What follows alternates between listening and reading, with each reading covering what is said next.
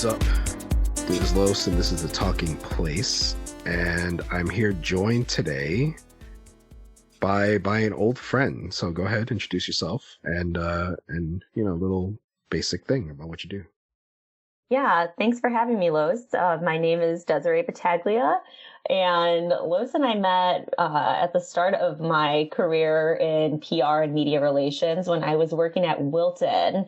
So for those not familiar, Wilton is the cake decorating products company. I know he's given plenty of Wilton shout outs in this blog and social media, so hopefully people know. Yeah, but I mean, they had everything from bakeware to sprinkles to frosting and all of that. So he was a wonderful member of our blogger. I still say "our," even though I've left the job like 6 years ago. It's just habit. But yeah, he was a wonderful member of our Sweet Treat team of blogger ambassadors.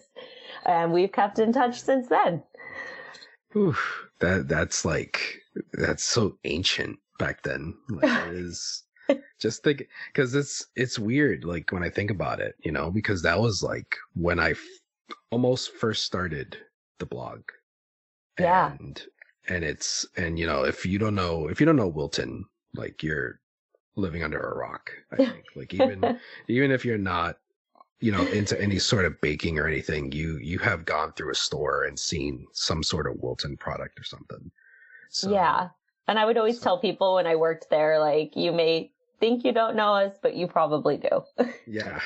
Yeah. Yeah, that's exactly right. I mean, it's like, you know, the whole, you know, I still have the badge from the meetup that we did. Like, I have it hanging in the pantry as like a remembrance of the good old days when I was actually doing something with the blog. I love that. That's where the good old days. Yeah. Yeah, it was good times. I still, like, it's crazy to remember it. I'll put it in the show notes for this show, because I know I still have probably like 3 or 4 different blog posts just dedicated to the big meetup that we drove to Chicago for and everything. Yeah. And, you know, and I'll probably link up like all the promotional posts that I did for Wilton during that time and everything, and it was some good times. I don't know. Yeah, those were a lot of good times. So that was when we had the flexibility. We had the flexibility there to be a little, I don't know. There wasn't such a rigid approval process on things, and we could kind of have more fun. I imagine that wouldn't be the case today. You know, okay. You see, this is why I said I don't write anything down for planning anything, because now I want to get into like this whole big tangent, like, because you just diverted me.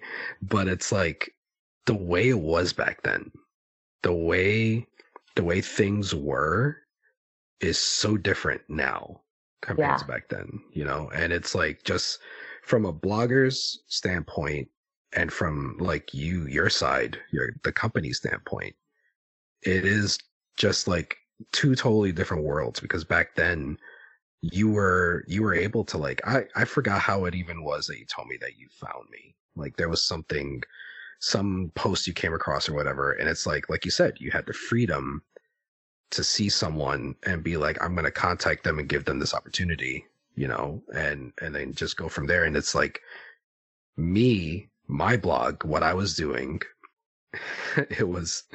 I was on a very different level than some of the other people that were there.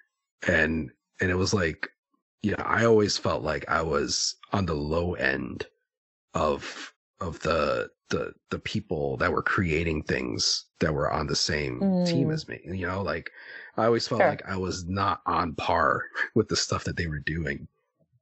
And it's like, you know, I was still given the opportunity. I was still given the option to be there. I think my niche was that I was a dad, and I think that's what it was you told me. So, yeah.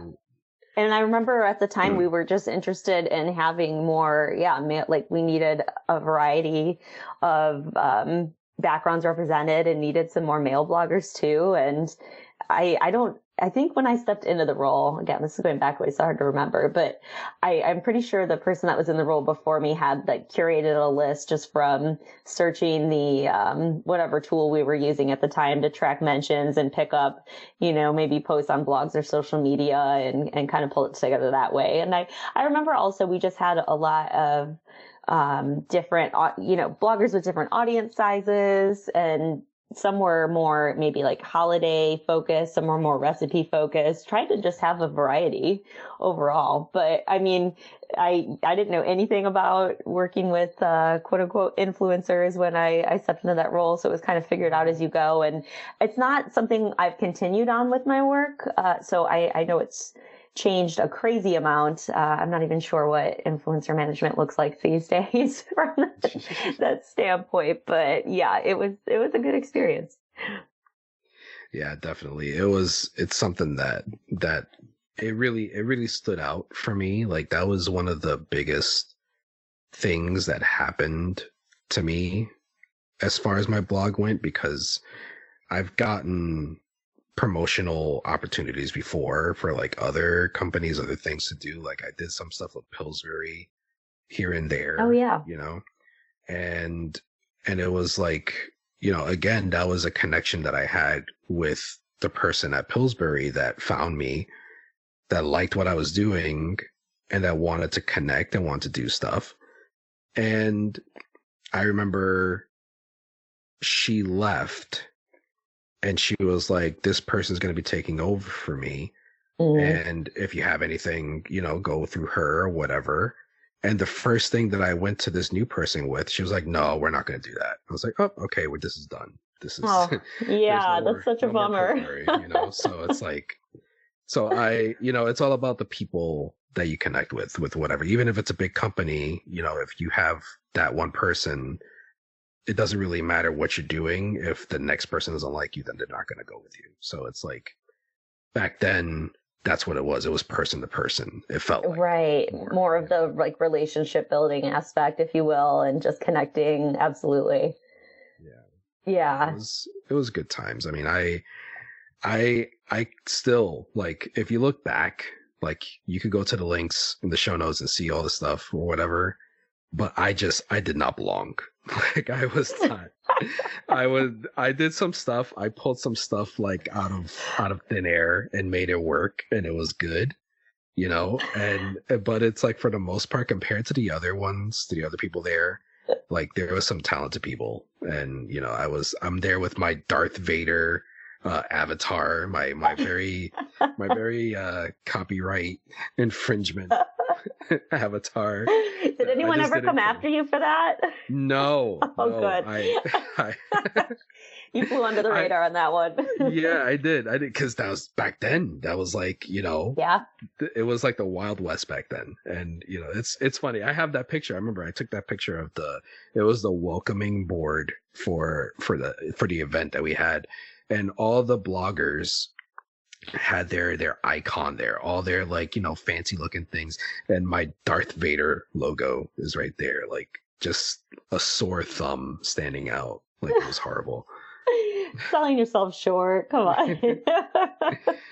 But yeah, I mean, it was still good times. It was good times. It was something that I'll remember. And I'm glad like we stuck around, with our, friendship that we had, that we just interact with each other and all that. Yeah. And, it's been fun over the years keeping up and, seeing ups and downs and everything like that. It's one of those connections that I'm glad I stuck around with you for. So, Oh, well, likewise. There's definitely been it's probably, been like a decade now, but a little more. I mean, just ups and downs for both of us, like personally, just different changes professionally. And I know we've had just some side conversations, and it's one of the things I love about social media. I know there's a lot of pain points with it, trust me, and a lot of downside to it, but I still am just such a active Facebook and Instagram user, because it helps me keep in touch with people in ways that you wouldn't expect, even if it's, you may not talk all the time, but when you do, it's still meaningful. And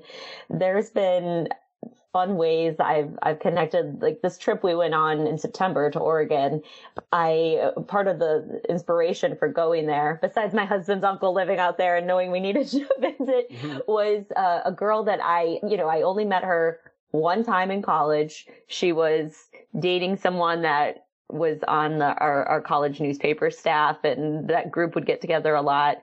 And they did end up getting married and everything, but they went to Oregon the previous year, and she just posted so many amazing photos, and I reached out to her and she was nice enough to send me her itinerary. And so it's just things like that where a random connection, even if you only met one time, you kind of cross paths in other ways. And I kind of talked to her here and there since, because it does seem like we have a lot of similarities. And then there's even instances where keeping a connection with someone that way helped lead me to a job. Like when I left Wilton, it was for an opportunity with Northwestern Medicine. And again, someone I knew from the college newspaper when I was there.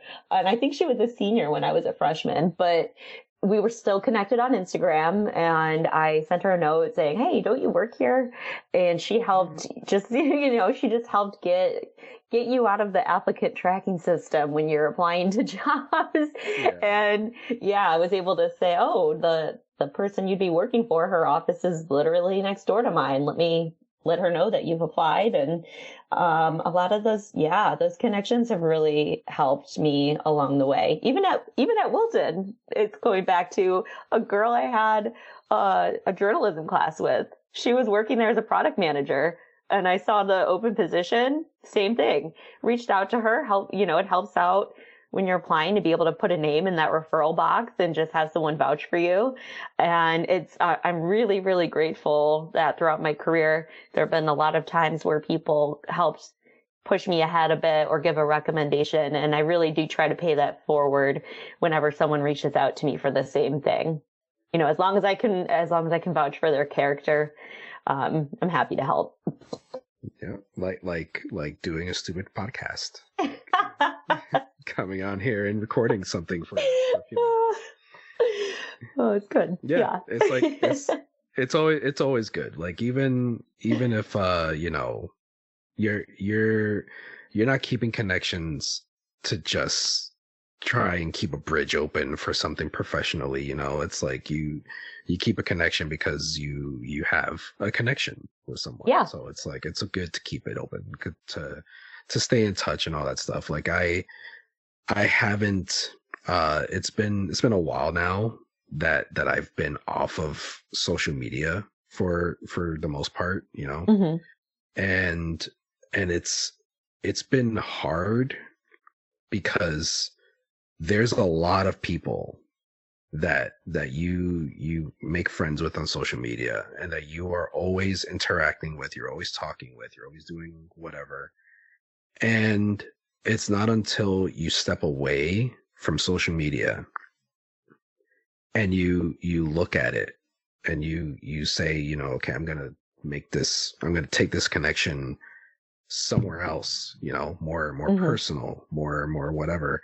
And it's just like it fizzles out. And, you realized that it wasn't really a connection. It was just, someone on social media that you were talking to and there was multiple people that I've had that with. Like I've jumped off of, Twitter. I've jumped off of Instagram. I've done, whatever. And I'm just focusing now on more me, more personal. I I haven't done it in a few weeks or so, a few months, but the blog, I'm trying to bring that back and everything. But I'm trying to keep connections, texting people that I have their number, saying hi, saying what's up, messaging them wherever, like, hey, just checking in, seeing what's new, whatever. And there was like a few of them that it was just, nothing. Like there was nothing there that they, wanted to interact with. Like I was the driving force in keeping things connected. And it's like, nah, I'm not doing that no more. So. Yeah, I get that. It's important to recognize that too, because there's been some, what I thought were friendships in recent years that I just had to let go of because it was always me initiating the conversation, always me reaching out to make plans and things like that. But exactly. Yeah. Yep. It's not good. It's like we said before, times change. Back then it was easy to connect with someone and, stay connected and be like, we're cool, you're cool. Let's stay, this friendship or whatever. And it's like nowadays it's harder to see, the lines are blurry to see where it's an actual friendship and where it's just being some sort of show for social media. So I don't know. Yeah. I feel like that's a whole other conversation too. Yeah, for sure. that we can get into. But yeah, it's hard. It's hard to be like, so big on that though, because a lot of the times it may seem like I'm the distant one, like I'm the one that's not putting in, but really I'm just like lazy or busy or something, so it's like I'll see something, like I'll have a notification on Facebook and I'll just open Facebook just to clear the notification. Right. So yeah. And then I'll see the top post and I'll comment. And then everybody else is probably like, oh, he comments on this post, but not on mine. And yeah. No. It's not how it is, but whatever. Yeah. All right. But I feel like we've gone on about 3 or 4 different side rails here. So we've established you've done Wilton. You ran the show over there. Big head honcho, right? All that. I don't know about that, but it was a good run, yeah.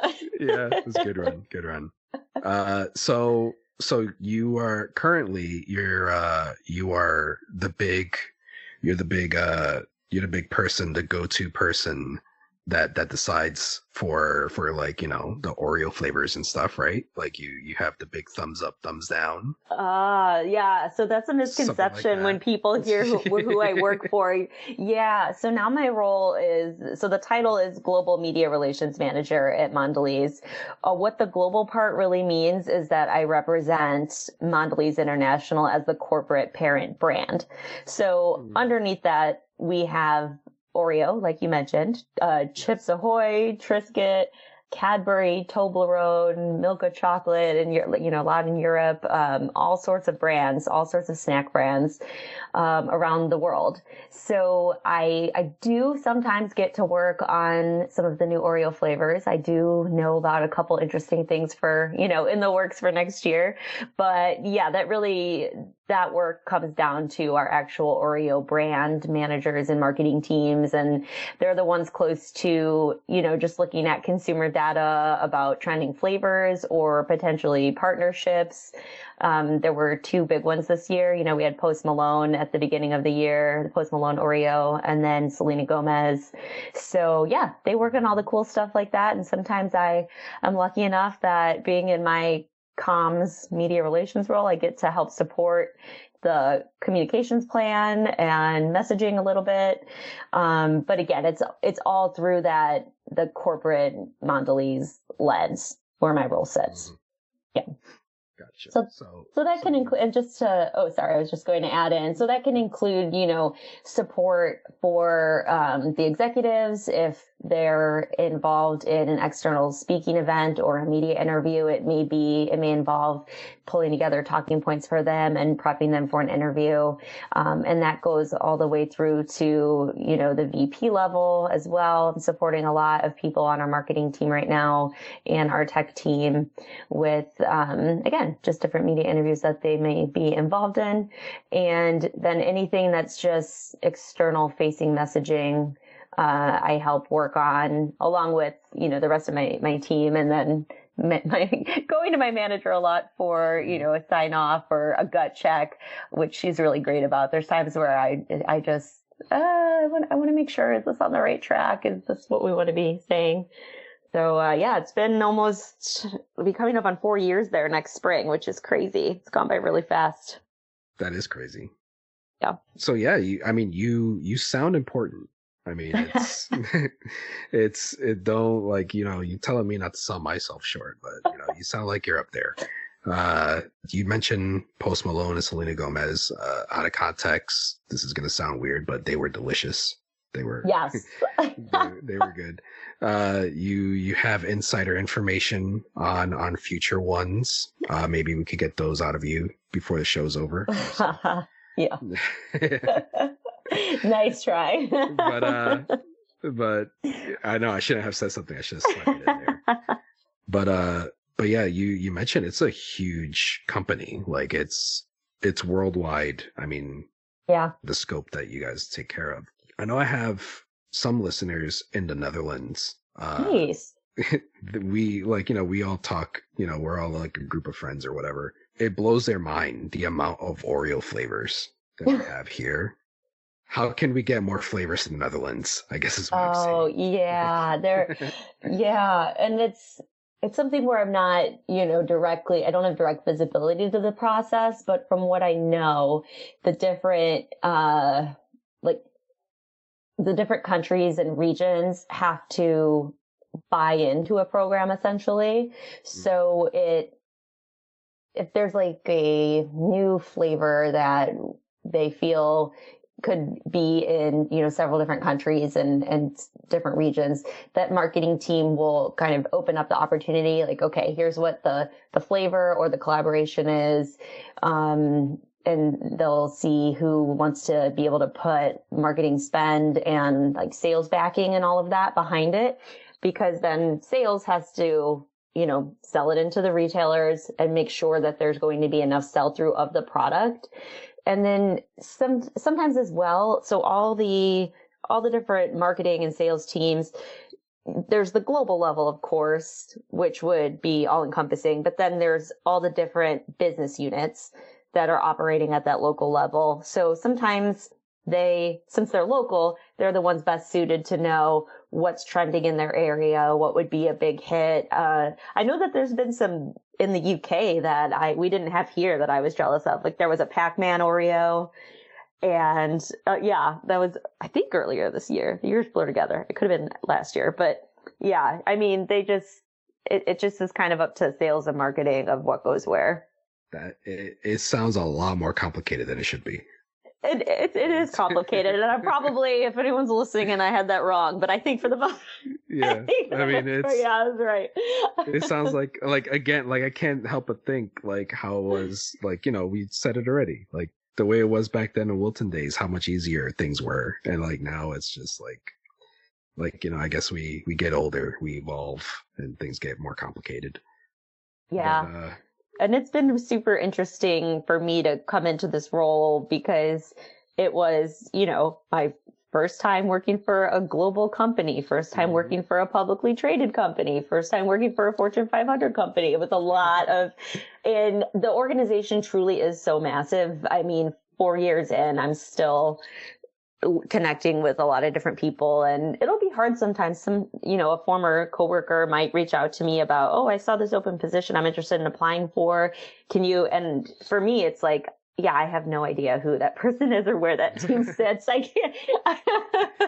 It's like I'm out of our Chicago office, and up there, we have flexible work, hybrid work, so I'm not there all the time. And yeah, I know it's hard to wrap your head around, like when you're dealing with a global company, like so broad and everything, and it's the first time doing it. Like I couldn't imagine being able to go from something more local to something so more encompassing, like it's something that it's mind blowing when you think about it. Like, I'm sure your first few days were pretty stressful, to jump in there and get into the ring of the. I mean, but it's been 4 years, like you said, so you're doing good. You're doing good with it. I mean, is there anything that stands out, like that's your more favorable aspect? Like what is it that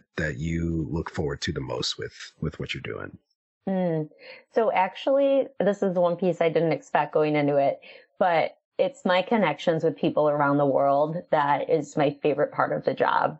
I think it's really interesting to see, there's just such an excitement from so many people working in, again, the different regions. They're excited about the brands they represent, excited about the company.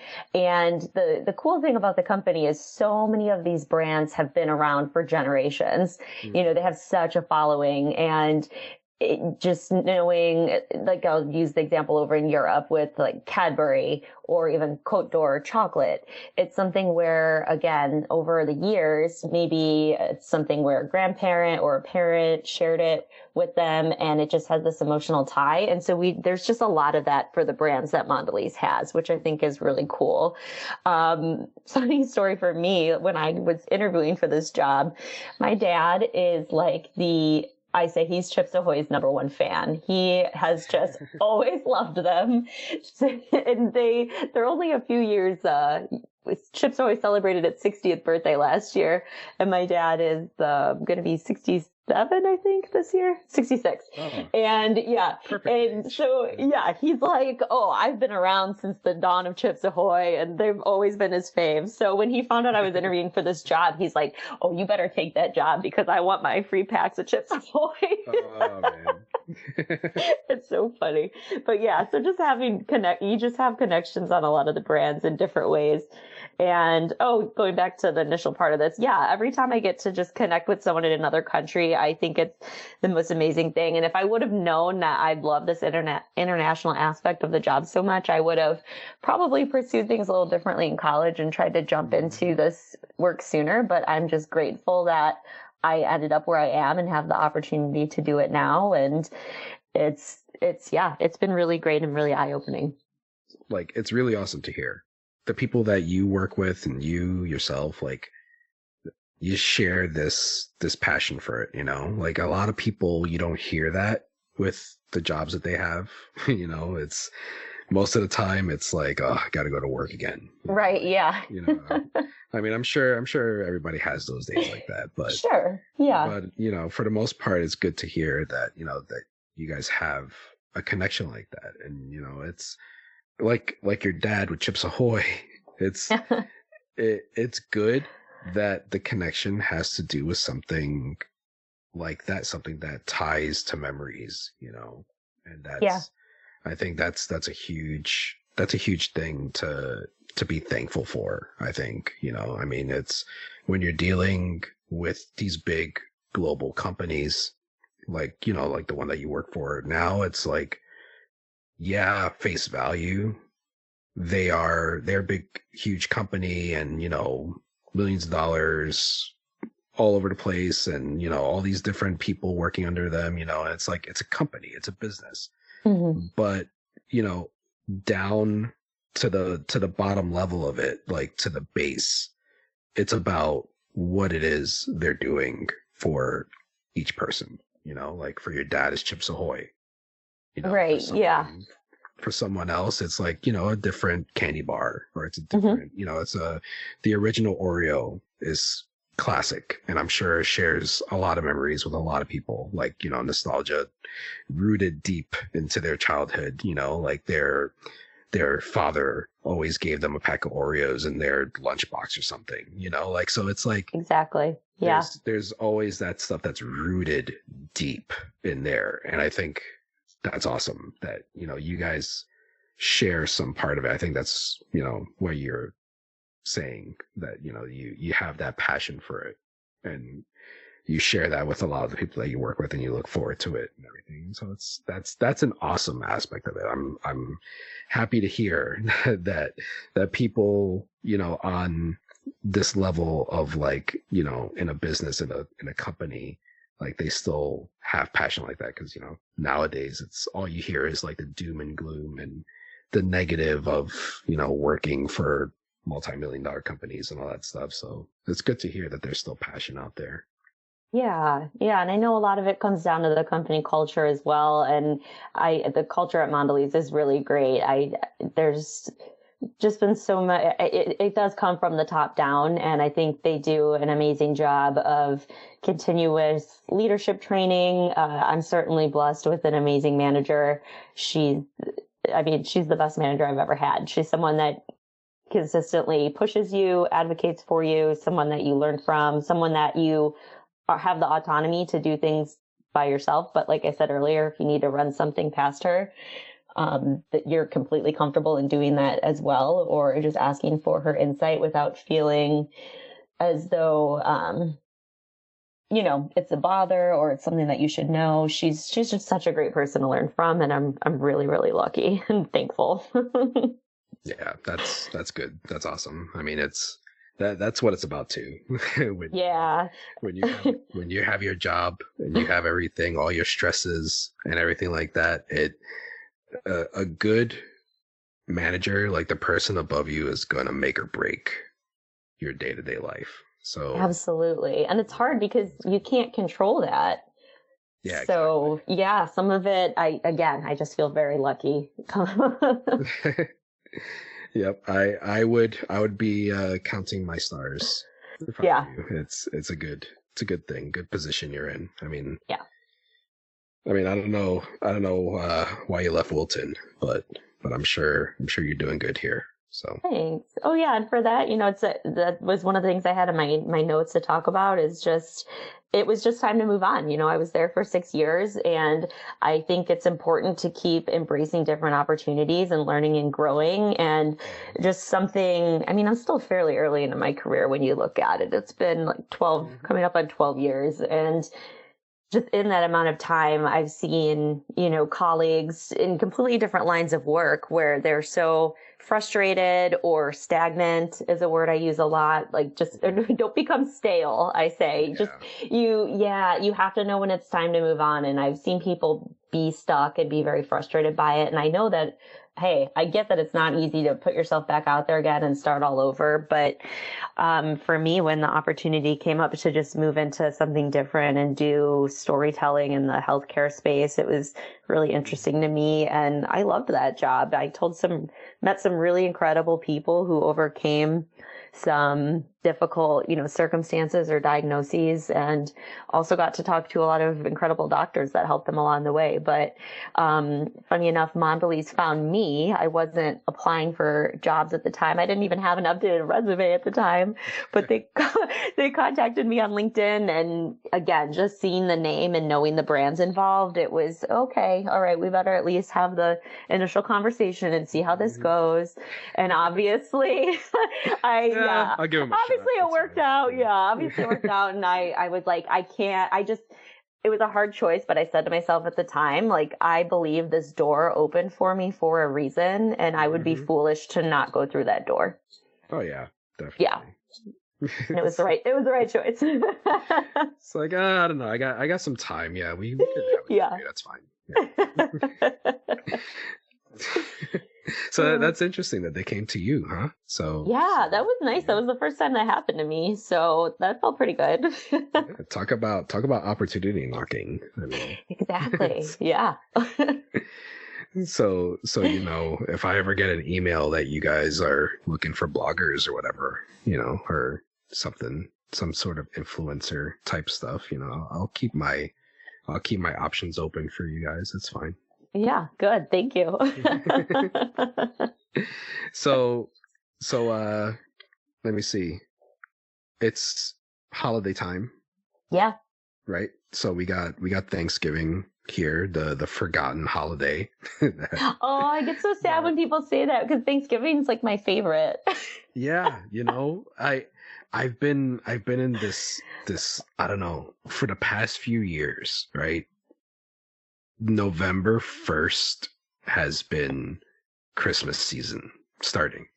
Oh, okay. Yeah. I have been glossing over Thanksgiving for the past few years.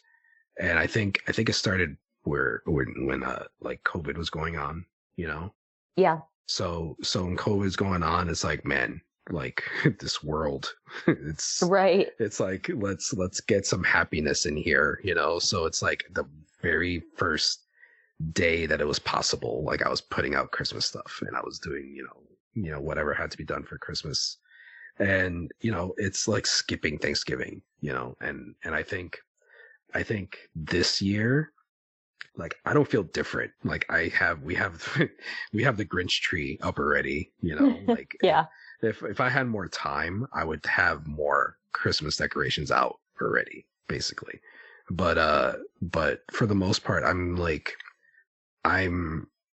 kind of torn because, Thanksgiving is still Thanksgiving. It's still, whether or not you believe in like the history of it, like, whether or not Right. like that's something that bothers you, that you're conflicted with or whatever, the day itself, the meaning of it, that's what I like to celebrate. Yeah. That's what I like to partake in, to be thankful for what you have, for family and for, friends and all that stuff. So Exactly. So it's like, I feel like times changed. I was actually going to record like a separate show, a solo show, and talk about this exactly, like how times like change, like, back when we were growing up, when we were younger, Thanksgiving was its own thing, so it's like now it's so blurred. It's so muddled in there. Everybody just wants to go from Halloween to Christmas and just totally skip over it. So it sucks. It's like I said, the forgotten holiday,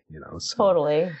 But but again, another that's a whole other show, like I said. Yeah. But as far as like, what you do, what your company does, what you're into with everything, this season, I'm sure, is pretty busy for you guys, like as far as stuff going out or stuff being planned or whatever. So is there anything that stands out for, what you look forward to, or what's big or anything? Yeah. Well, so did you see the Thanksgiving Oreo news?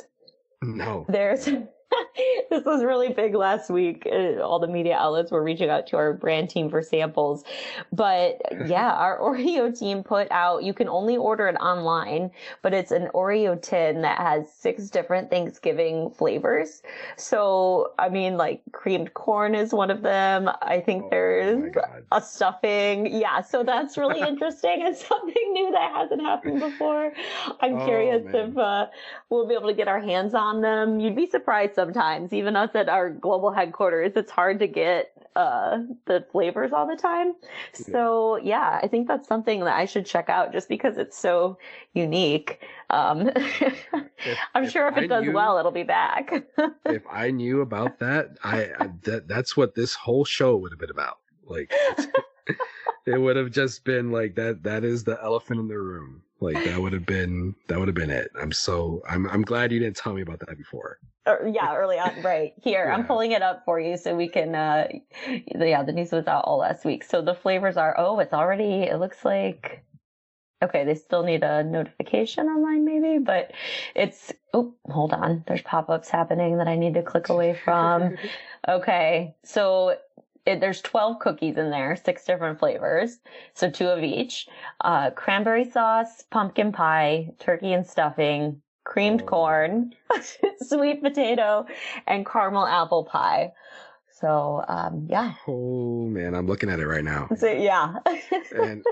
and it's like, just to paint the picture, I'll link the links so you could go to the show notes and see what it is. But yeah, it is, the way the Oreos, like when they're dipped, when they have the coating in it, that's pretty much what it is, Yep. So is it like a regular Oreo, but the outside is flavored? Do you know? Yeah. Oh, good question. Flavored. It says here, Thanksgiving flavored fudge covered Oreo cookie. So I'm guessing the outside is what is flavored. Where the flavor is? Yeah. Maybe, I'm not entirely sure. According to that. It's okay. But yeah, that's like, I was thinking the cream. And right. the cookie is what was the different flavors. but they're all covered, covered in fudge, and they look interesting. I mean, holy crap, the flavors though, I don't know. Like I gotta. Yeah, they're interesting. Yeah, I am very, very intrigued. So yeah, I'm glad I didn't know about this. So yeah, there you go. All right, so that's I think that's a good lead off. Do you have anything else that could top that?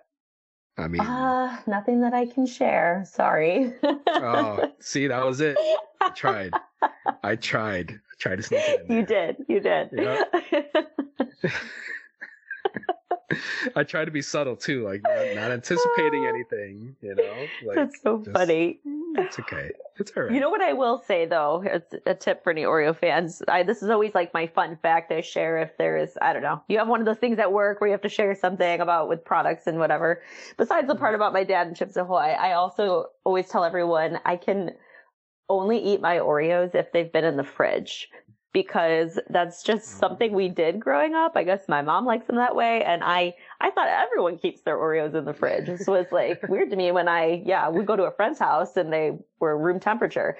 But I don't know. They just taste so good, chilled and dunked in some cold milk. It's like a ritual for me to just sit and have my plate of like my couple, because I have to portion it out, have my couple Oreos and my mug of milk and just enjoy. But yeah, I think they taste better cold. Yeah, you have to portion them because like yeah, I'll eat a whole freaking sleeve and it's right. horrible. But yeah, I've never had them cold. I'll try that out. Yeah, see how they report back. Let me know. I'm sure it'll give a different profile. Like I mean, it's mandatory that you put Thin Mints in the freezer, right? Yes, I hear that. Yeah, that's how that works. So I've never tried a cold Oreo. I mean, it could change the whole game. Yeah, now you have something new to try. But yeah, I always have it with milk. Like I always, there's people that they go the whole nine. Like they stab the Oreo with a fork and dip it in the milk. And just like, hold it there until it's all mush. I get that. I understand. But usually I'll take a bite and I'll take a sip of milk. I'm more of a bite and sip than a dunker. So I know that there's different people out there. Maybe different personalities go with different ways to eat Oreos. Yeah. Sure there's some sort of deep mental connection there, I'm sure. I'm probably half and half because I hold my Oreo and I will dip half of it until it gets a little soggy and then I'll bite that half. But then the half that's remaining, obviously I'm not just sticking my fingers in them. Then it's like, then that one I'm biting and sipping with the other half of it. So interesting. I'm doing both. I do that too. There we go. Okay. Now we have our Oreo consumption style in common. Got it. That's why we get along so well. That explains that. See, that's it. I like this. Yeah, this is fun. See how much there is to talk about with Oreo eating styles. Yeah, who knew? That is a whole entire show in itself. I feel like. Yeah. Like we'll have live callers. We'll get them calling in like that. That is something, So I think next time we'll go with that, and we'll have you on again and see if anybody got those Thanksgiving flavors in, so we could have like a on-air review for perfect for how they were. But all right, it's been an episode. I think this is a good time to cut it down. Is there something else you want to throw out there? Anything you want to leave off with? Do you have anything anywhere people follow you that you would want to be followed at? Like, I don't know. Like I know things are more personal, some these days, with stuff. So like I said, I don't do social, so I wouldn't tell anybody, so it's okay. But, yeah. If you have any closing thoughts on your end, go ahead. Whatever you want to. Sure. No, I guess I'll just say closing thoughts are, again, with the end of the year coming up so quickly, it's just, and again, like you said, Thanksgiving, it's just always a time where I'm very introspective and reflecting on, what were some of the wins of this year? What goals did I achieve? And I would just advise everyone to kind of do that. I know it's been a difficult year for a lot of people. A lot of different things happening every day, and everyone has their own different struggles, but it's just a good time of year to focus on what you're grateful for and what good you have in your life. So that's all I got. Yeah, that is definitely the way to do it. That's been a huge help for me, just focusing more the immediate, like, surrounding life, like your day-to-day, your family, people living in your home, like the day-to-day things that you do, focus on that and try and keep that happy. And that's been where it's at for me. So I feel you. Yeah. Awesome. All right. Thank you very much for joining me. Thanks for having me. Yeah. After a few weeks of we made it happen. Yep. I'm glad we did. It's been a fun show. So take care of yourself, be safe, and thank you for listening.